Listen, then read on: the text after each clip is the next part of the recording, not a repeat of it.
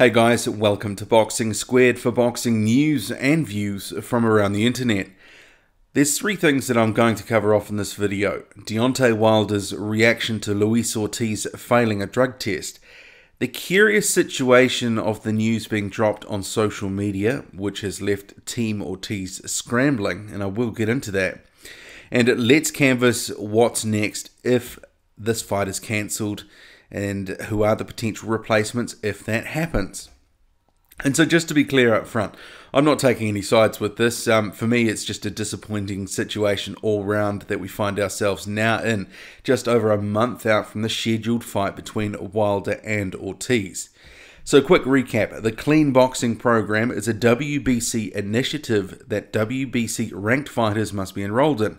Other fighters can also voluntarily enroll in it as well. That's actually how Lucas Brown got caught late last year. Anyway, Wilder and Ortiz have been undergoing testing for some period of time as part of this clean boxing program, so even prior to this fight being made. And we now know Luis Ortiz has failed a drugs test. Exactly when that sample was taken at this point is unclear. So WBC President Mauricio Sulaiman announced the failed test on Twitter.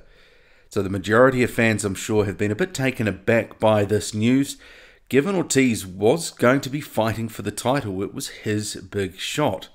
So Team Ortiz has responded via social media claiming there's no wrongdoing and blood pressure medication would be the cause of the failed test. But it also thinks the WBC has jumped the gun in going public, and I'll address that a little bit later on. So naturally, Deontay Wilder is disappointed. This is not the first opponent that he was going to face that's actually had some issue with performance-enhancing drugs ahead of a fight.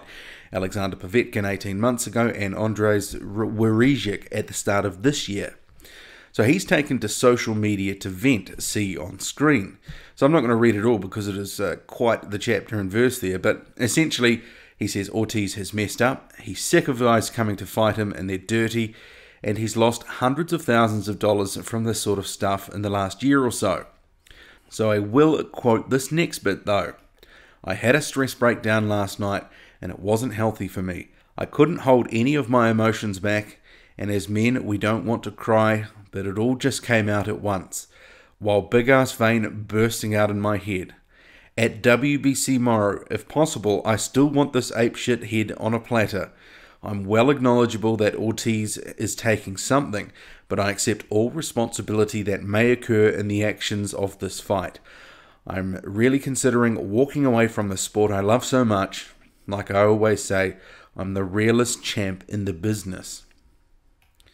Okay, so when situations do happen like this, it is easy to forget that there is an innocent party here, and they can just suffer as much. And from this post, it certainly appears that this drug test news has taken, Deontay Wilder by surprise, and it's hit him hard. So you got to feel for the guy in that regard. But he is indicating that he wants to push on with the fight. And the Twitter handle Wilder had in his post was that of Mauricio Sulaiman. So at WBC Morrow is Mauricio Sulaiman. So that brings me to my next point, which is something I've really been wanting and thinking about and wanting to get to and just, shed a few thoughts on. The way in which this news was dropped by the WBC president, Mauricio Sulaiman. You might be thinking, well, lots of people use Twitter these days to get news out. But it's not so much that for me. It's more what's interesting here is the way it's been done. And I'm going to draw on some of my background here in political communications to help tease this out. So Sulaiman drops the tweet in what is basically the middle of the night in the Northern Hemisphere. It's picked up like wildfire and is instantly the major boxing story on the planet. Not just in a country, but the entire planet. It is big headlines everywhere. So while the tweet is rather matter of fact, the ensuing headlines and the stories immediately paint Ortiz as a drug cheat. He has a failed test previously, so it's not a stretch to believe that he's popped dirty again. So the WBC might cry innocent on this, but it set that narrative in motion with that tweet. So that narrative is that Luis Ortiz is guilty and he's failed a drugs test. Clearly, it left Team Ortiz scrambling and having to hastily respond via social media. See on screen. So this is what they came out with in the hours after. So regardless of the reactive work that they're doing, they are not in control of the story, not in control of the narrative, and the damage has been done to Luis Ortiz's reputation. Even if this so-called blood pressure medication that he is taking, even if it's legit and innocent, he has been tarred with the Ped's brush. This will stick. So this brings me back to the tweet. So if the WBC was going to be fair to Ortiz and his team, it would have sought to, before going public, getting to the bottom of the issue, and then it would go public. So in that sort of scenario, you'd have everything strapped down. You'd lead off with an announcement or a press release, but it would include the Ortiz side of the situation and the WBC position on that. So Suleiman, and just look at the tweet again, he only gave the test result, not the WB position on Ortiz's guilt or innocence. Also remember, the VADA test gives you the result, not necessarily guilt. So what I'm saying is, in an ideal world, the WBC would have had all its details strapped down like I said, and the lines ready for a thirsty media and public. Team Ortiz would have been aware of that and the content, and it could react accordingly. Would the firestorm have been as big as it is now? Well, that's hard to say. It would really depend on how the WBC viewed the situation. But what we've seen here is the WBC president toss out a tweet and watch the world burn. That leaves me with two scenarios to consider. Someone in the media had the information and was preparing to go public, and Suleiman wanted to beat them to the punch. Or two, it's a hit job on Luis Ortiz. But in that scenario, the big question is why? What's the motivation? What can be gained? So certainly the timing is very, very curious. And the method of just dropping the tweet and running is certainly even more curious for me. But say if this fight goes ahead like Deontay Wilder wants, and then Ortiz wins, he will be seen as one of the least credible champions in history because many fans will say he was a drug cheat. It's going to be tough for him to cast aside that stigma now anyway. And for Wilder, it's only upside.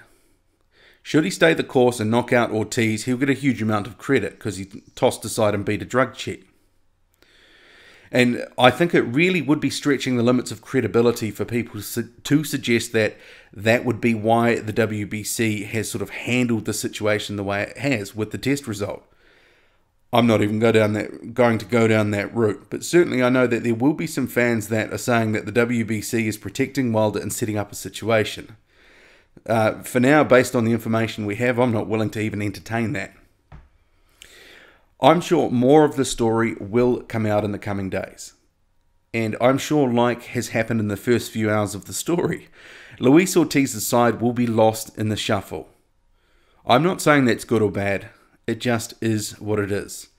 A certain narrative is being run now, and there is no putting the genie back in the bottle. There is no do-overs with this one. So let's move on to phase 3 of this video. So what if the fight is off? And multiple media sources are reporting the fight is either off or close to being called off, with Wilder's promoter Lou DiBella and advisor Al Heyman weighing their options. So Dillian Whyte, he is literally the next cab in the rankings that is available to fight. No fight scheduled. He's been calling Wilder out. He's been calling everyone out, actually. And he is saying he wants that work. See on screen. So he is saying, I will take Ortiz's place. Let's get it made. After Whyte, we have Andy Ruiz and Carlos Takam. And you know they'd take that fight. It's a title shot. Of course they would. So some of the next few guys that are lined up but seemingly available are Eric Molina, no thanks. Charles Martin, no thanks. Lucas Brown. It's interesting, but coming off two Peds-related things, it's pretty unlikely that Deontay Wilder would entertain that. Adam Kanelski, interesting, but is it too soon for him? And Kyotaru Fujimoto, no thanks. I'm saying no thanks to some of those guys because they'd be more of the same dross that we've been pillaring Wilder for fighting. And the thing with Ortiz in that fight was it was going to give Wilder a huge ton of credit if he won. Even getting in the ring, people were saying, oh, Deontay Wilder, he's ready to step it up. And let's face it, his reputation needs a couple of good bodies, to actually go on his record to help build his legacy, because at the moment it's pretty modest opposition. So if they cancel Ortiz, I really do hope they work their way down the list from the top, not from the bottom, because that would be disappointing. And you've got White saying he will take the fight. I hope they make it. Let's see where this goes. I mean, we may still see Luis Ortiz and Deontay Wilder. I still want to see that fight. But the whole thing with Luis Ortiz, well, his image, it's stained, and irreparably so. That's a shame, but I mean, we'll have to see where this whole story goes and whether this medicine is legit or not. I guess in some ways it's almost irrelevant now. What do you make of the whole situation? Drop a comment, loud and often. Hit like, subscribe. Follow me on Twitter, boxing_squared. I'm out.